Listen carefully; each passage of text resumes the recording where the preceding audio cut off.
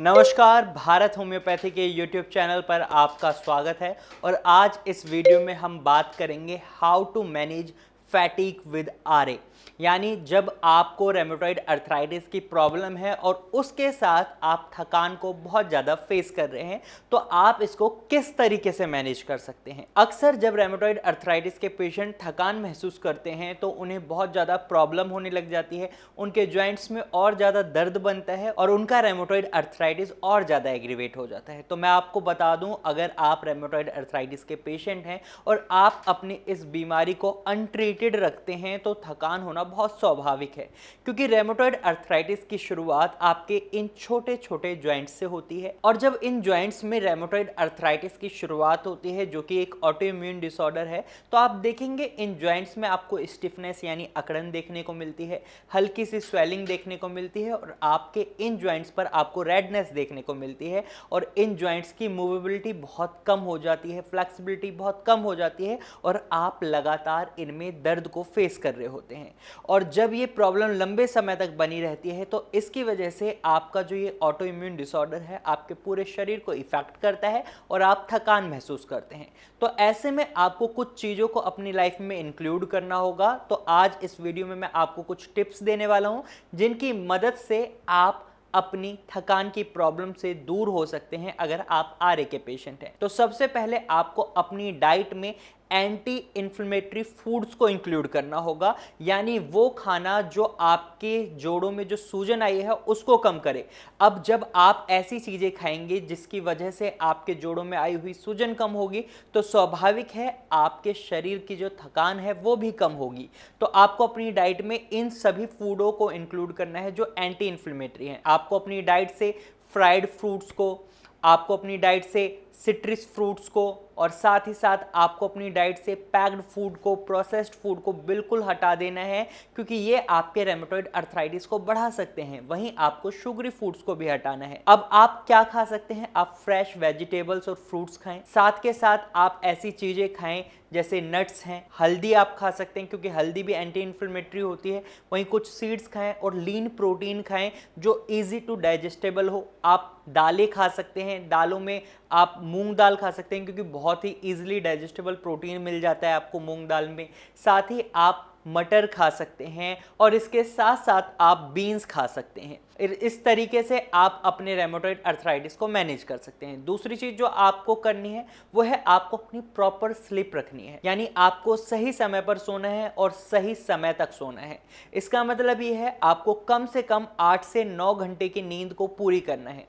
कई बार पेशेंट में देखा जाता है वो जब अर्ली मॉर्निंग में उठते हैं तो उनके जोड़ों में बहुत ज़्यादा दर्द बना होता है, वो एक कॉफ़ी का मग तक नहीं उठा पाते, इवन अपने बेड से खुद उठ नहीं पाते क्योंकि उनके जॉइंट्स में इतना ज़्यादा दर्द बन जाता है। तो इसका कारण एक यही रहता है, उनका स्लीपिंग पैटर्न बहुत ज़्यादा डिस्टर्ब होता है, वो ढंग से सो नहीं पाते, वो 8 से 9 घंटे की नींद पूरी नहीं करते, जिसकी वजह से उन्हें बहुत ज़्यादा थकान तो महसूस होती ही है, साथ में उनके जोड़ों में भी बहुत ज़्यादा अकड़न आ जाती है।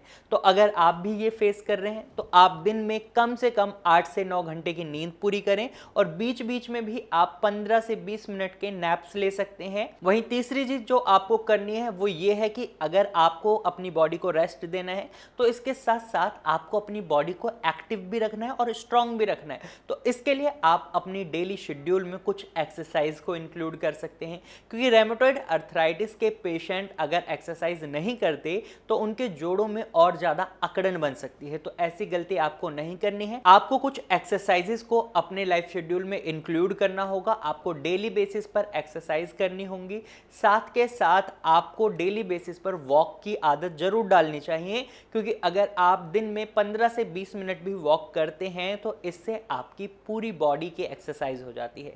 तो आप ये गलती भी बिल्कुल ना करें, आप अपने लाइफ शेड्यूल में एक्सरसाइज को जरूर इंक्लूड करें। अगर आप इसको नजरअंदाज कर रहे हैं तो आपको ये गलती नहीं करनी है। वहीं चौथी चीज जो आपको करनी है वो है आपको अपनी बॉडी वेट को मैनेज करना है, यानी अगर आप मोटे हैं या आपका वेट बढ़ रहा है डे बाय डे, तो आपको उसको कंट्रोल करना होगा। आपको अपने वेट को बॉडी मास इंडेक्स के अकॉर्डिंग रखना है। आपको कोशिश करनी है कि आप एक हेल्दी वेट के साथ रहें, क्योंकि अगर आप अपने जोड़ों पर वेट के साथ प्रेशर डालेंगे तो आपके जॉइंट्स ऑलरेडी कमजोर हैं और वेट का बर्डन उनके लिए एक और ज़्यादा लंबा टास्क हो सकता है, जिसकी वजह से उनमें और दिक्कतें बन सकती हैं, डिफॉर्मिटीज़ आ सकती हैं। तो इसलिए आपको अपने वेट को भी बहुत ज़्यादा हद तक कंट्रोल करना है, मैनेज करना है। और अगर आप ये सारी चीज़ें करते हैं तो आप देखेंगे आपको रेमेटॉइड अर्थराइटिस की वजह से थकान महसूस नहीं होगी। लेकिन क्या आपको लगता है ये सब करने के बाद आपका रेमेटॉइड अर्थराइटिस ठीक हो जाएगा? तो नहीं, रेमेटॉइड अर्थराइटिस एक ऑटो इम्यून डिसऑर्डर है। वो इन एक्टिविटीज़ की मदद से खुद ब खुद सही नहीं हो सकता, क्योंकि आपका इम्यूनिटी सिस्टम हाइपर एक्टिव हो गया है और आपकी बॉडी में एक्टिव सेल्स को डैमेज पहुंचा रहा है। तो ऐसे में आपको एक ऐसे ट्रीटमेंट को चूज करना है जो आपकी इम्यूनिटी को सही करे, उसको सही और गलत का डिफरेंस बताए। और इसके लिए आप होम्योपैथिक ट्रीटमेंट को चूज कर सकते हैं, क्योंकि रेमेटॉइड अर्थराइटिस के कई पेशेंट्स हैं जिन्हें लगता था वो इस प्रॉब्लम से कभी निजात ही नहीं पा सकते और आज वो ठीक हैं।